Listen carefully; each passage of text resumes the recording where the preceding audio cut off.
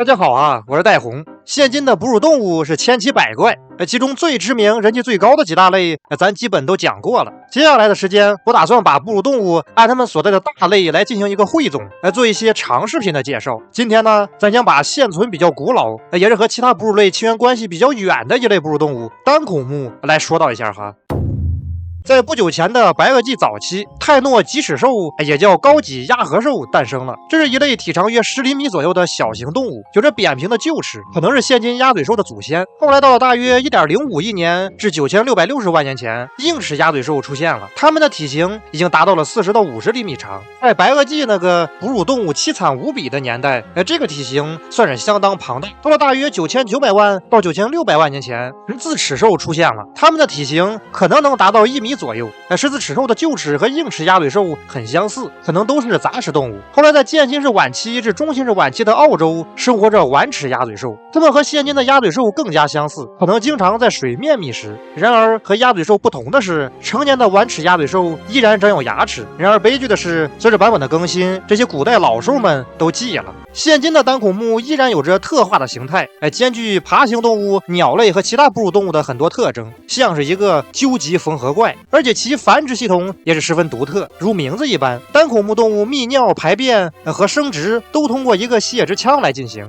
生孩子，它们也不和其他哺乳动物一样以胎生生崽，而是从泄殖腔中产下外壳类似于皮质的蛋。在大约2亿多年前的早期哺乳动物和其直系祖先一些核工纲动物里，这种和细性纲动物相似的繁殖方式很常见。然而随着版本的更新，现在只剩下了单孔目一家还保存着这样古老的生产传统。在哺育孩子的时候，单孔目动物会用乳汁来哺育这些从卵中破壳而出的小家伙。整个场景啊，不管是细性纲还是核工纲，甚至包括智人第一次看到都会感到百思不得其解。单孔目中最为人熟知的动物是来自澳洲东部以及塔斯马尼亚岛的鸭嘴兽，体长40到55厘米，体重0.7到2千克，堪称是地球原产的合体怪兽。在它的身上，我们甚至能看到泰兰特、古兰特王基米拉兽的影子。鸭嘴兽长着主龙类幸存者大水鸟一般的大嘴，啮齿类木雕巨匠鹅狸一般的皮毛，海洋爬行动物一般的体态，鳍足类一般的四肢，以及一个又宽又扁还毛茸茸的大尾巴。哎呀，实在是抽象至极呀！在1798年，澳洲西南威尔士的总督约翰·亨特把一个他不认识的动物，其实就是鸭嘴兽哈，他没琢磨明白这是个什么东西，于是把鸭嘴兽的标本寄回了英国。当英国科学家见到鸭嘴兽的那一刻，大家都欣慰的笑了，这简直是个皮套呀，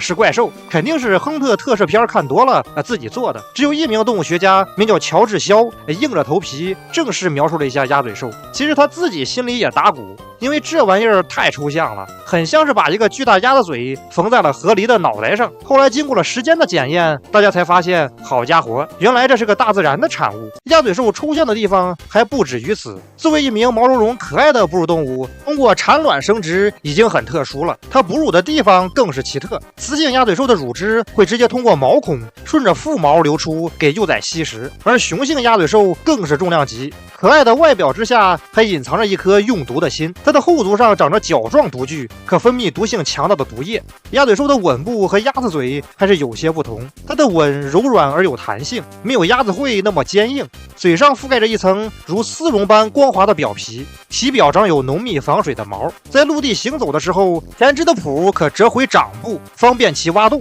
游泳的时候，脚蹼会恢复工作状态，变得如同海豹一般，主要栖息在溪流、湖泊、池塘以及浑浊的水体附近。在白天，鸭嘴兽大部分时间会待在它挖掘的洞穴中，到了夜晚，它们会来到浅水区，将鸭子嘴拱到淤泥里，利用吻部敏感的电感受器来探测猎物。这些电感受器堪称是远古时代单孔目老祖先留给鸭嘴兽的史诗级生物兵器，它甚至能感受到15到20厘米外小鱼的游动。食谱方面，鸭嘴兽主要以各种水生植物、甲壳类动物、昆虫幼虫、蝌蚪鱼卵等为食。奇特的单孔目除了鸭嘴兽之外，还有另一大类真燕。真燕的形象也很富有后现代气息，仿佛是刺猬、食蚁兽和鼹鼠的合体进化。这是一类非常特殊的哺乳动物，主要生活在新几内亚和澳洲，生活模式高度特化，精通钻洞术，自带穿洞绳，能以快速挖掘地穴的方式逃避敌害。真燕科现存2个属，分别是针鼹属和原针鼹属。针鼹属的澳洲针鼹也叫短吻针鼹，体长30到45厘米，体重2到7千克，浑身披着黑色毛发，如同一只多刺食蚁兽。小小的头部与肩膀相接，仿佛没有脖子。细长的吻部前方长有力学感受器和电感受器，可帮助它探测周围的事物。整个背部都长满了锋利且突出的脊刺，这让它们拥有强大的反伤机制，让捕食者感到十分的扎嘴。独居生活，在极端天气下会睡大觉，进行旷古烁今的冬眠以及夏眠。在此期间，它的体温会从日常的31到33摄氏度下降到4摄氏度左右，仿佛变成了一具尸体。更强悍的是，在冬眠期间，它会展现出很神乎其神的呼吸模式。比如有时候会每3到5分钟呼吸一次，而有的时候会20分钟到2个小时才呼吸一次。科研人员甚至都不知道它究竟记了没有，十分具有迷惑性。食谱方面，针鼹主要以白蚁、蚂蚁、昆虫幼虫等为食。原针鼹属的长吻针鼹又被称作原针鼹，体型比短吻针鼹更大一些，体重可达到16.5千克。整个形象是相当肥厚，单孔目的大胃袋了，属于是。吻部略微向下弯曲，背部的针刺和长长的皮毛混杂到了一块儿，主要栖息于西新几内亚的山地森林中，主要以蚯蚓为食。爱登堡长吻针鼹，一种死而复生的老登，自从上世纪60年代首次采集到其标本，一直到后来的几十年里，人们始终没有再见到过它。很多科学家一度认为，随着版本的更新，爱登堡长吻针鼹已经记了。然而就在2023年，一组牛津大学的科研小队在印尼独眼巨人山脉中留存的摄像机拍摄到了它的影像资料。大家惊喜地发现，好家伙，原来这货没死呀！这是62年来首次记录下它的身影。现今对于爱登堡长吻针鼹的研究依然在进行中。大长吻针鼹是一种体长能达到1米的大型针鼹，体重5到10公斤。此人更是合体进化的巅峰造物。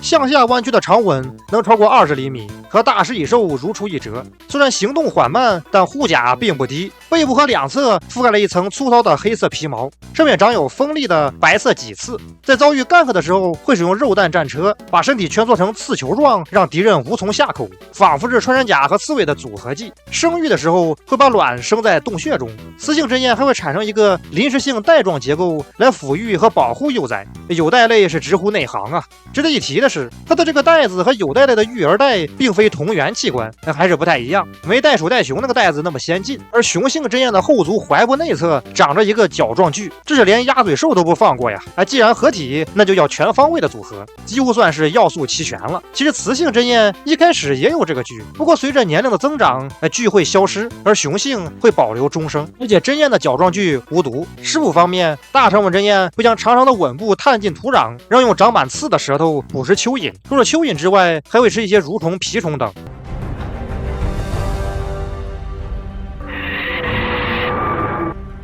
当前版本自然界，单孔目动物是名副其实的活化石，最古老、最特殊的一群哺乳动物。它们是旧时代的遗留英雄。当我们看到它们的一瞬间，仿佛在东方兽王园的场景里听到尤文欧文，在 S15英雄联盟的比赛里看到首领之奥，在宝可梦剑盾里看到不会飞，在亚克奥特曼里看到泰兰特，是那样的违和而又令人怀念。它们是特殊而又令人惊奇的时代印记，以强悍的上古系统适应了一次又一次变化巨大的版本更新，以至于连地球 Online 的系统都无法在短时间内把它们彻底搬掉。在时间的跨度上，单孔目的各位英雄毫无疑问是哺乳动物里值得尊敬的伟大生命。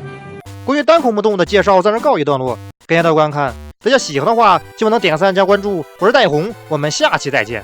今天又是普通的一天，加油吧大家！